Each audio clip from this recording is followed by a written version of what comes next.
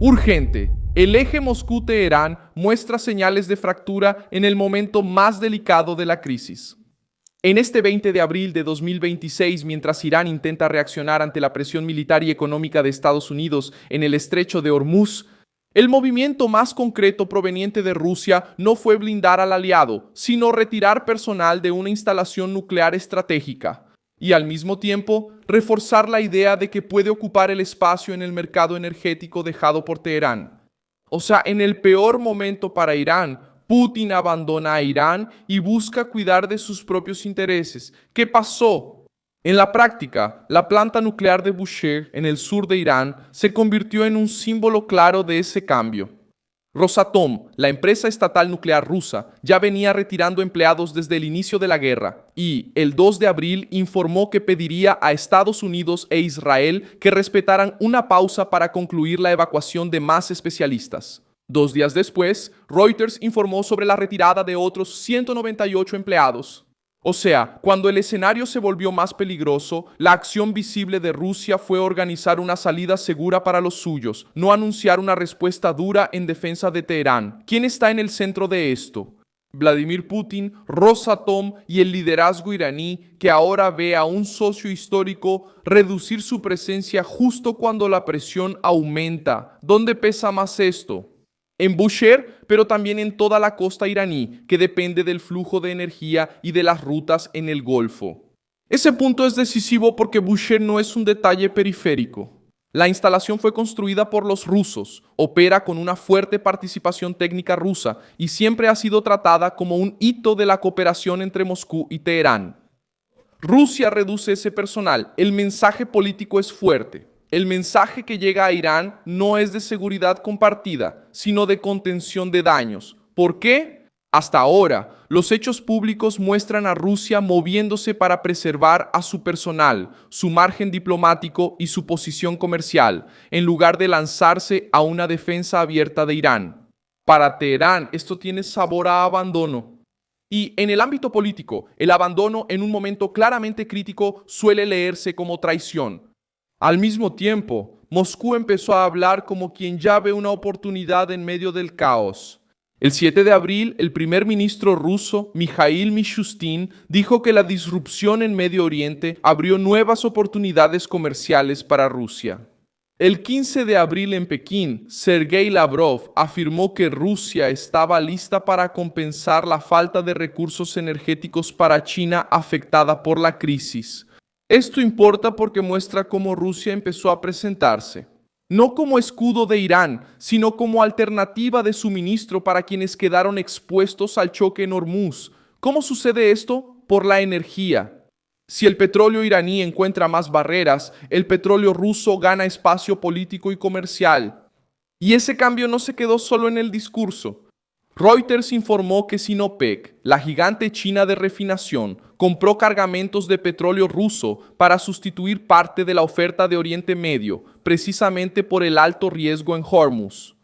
El reportaje también destacó que la empresa suele obtener cerca de la mitad de su petróleo de Oriente Medio y quedó especialmente expuesta al casi cierre del estrecho. ¿Quién pierde con esto? Irán, que depende de la exportación de energía y tiene a China como su principal comprador, ¿quién gana espacio? Rusia, que aparece como proveedora capaz de llenar parte de ese vacío. La sensación de traición no nace de una frase teatral, sino de la suma entre la retirada rusa del territorio iraní y el avance ruso sobre el mercado que Irán corre el riesgo de perder. Mientras tanto, la crisis en el estrecho de Hormuz volvió a recrudecer con fuerza. Reuters informó que Irán endureció el control sobre el paso, volvió a tratar el bloqueo estadounidense como piratería y hubo reportes de barcos bajo fuego. India, según la misma cobertura, llegó a convocar al embajador iraní debido a embarcaciones indias que fueron alcanzadas. Ya para el 20 de abril la situación empeoró aún más. Estados Unidos incautó un barco de carga iraní que, según Washington, intentaba romper el bloqueo y Teherán respondió prometiendo represalias. Ahora, en el momento en que el alto el fuego temporal entra en su fase más frágil, Con la interceptación militar, el bloqueo naval, la amenaza de nuevos ataques y negociaciones debilitadas, Irán está acorralado desde afuera, con el estrecho estrangulado y el riesgo de una nueva ofensiva de Estados Unidos. Y por dentro, se da cuenta de que Rusia no está actuando como un aliado dispuesto a asumir este enfrentamiento junto con ellos. Por el contrario, el Kremlin mantiene un discurso diplomático, pero en la práctica muestra otra cosa: retirada de personal, oferta de energía a China y una visión comercial de la crisis. En lenguaje sencillo, Teherán está sangrando y Moscú busca la mejor posición en la mesa. Esto no es una abstracción. Es la imagen política que queda cuando un socio en guerra necesita apoyo y en su lugar recibe un cálculo frío. China percibe ese riesgo e intenta empujar la situación hacia la reapertura del estrecho de Hormuz y hacia la negociación. El 13 de abril, Pekín afirmó que un bloqueo al estrecho va en contra de los intereses de la comunidad internacional. El 20 de abril, después de la incautación del carguero iraní, la Cancillería china calificó la acción estadounidense como una interceptación forzada y pidió responsabilidad a las partes. Ese mismo día, Xi Jinping defendió, en una conversación con Mohammed bin Salman, que el estrecho de Hormuz permanezca abierto a la navegación normal. Eso revela otra capa del problema. Incluso la nación que más compra petróleo iraní ahora trabaja para preservar el flujo marítimo y contener la escalada, no para sumarse a una línea de confrontación junto a Teherán. Irán queda más aislado. ¿Y por qué todo esto importa tanto?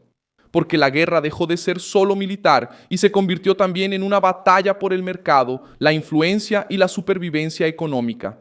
Reuters mostró que el tráfico en Hormuz volvió a quedar casi paralizado, con solo 3 cruces en 12 horas este lunes, y que el petróleo subió casi un 5% por el miedo al colapso del alto al fuego. Cuando el mundo ve barcos detenidos, la prima de riesgo explotando y negociaciones estancadas, cada productor intenta ocupar espacio. Rusia ya dejó claro que quiere ocupar ese espacio. Irán, por su parte, necesita vender, necesita respirar y necesita demostrar que todavía controla parte del tablero. Pero cuanto más se aprieta el bloqueo, más se debilita su posición. Al final de cuentas, la pregunta, ¿quién traicionó a quién?, incluso puede generar un titular fuerte. Pero lo que realmente pesa son los movimientos visibles.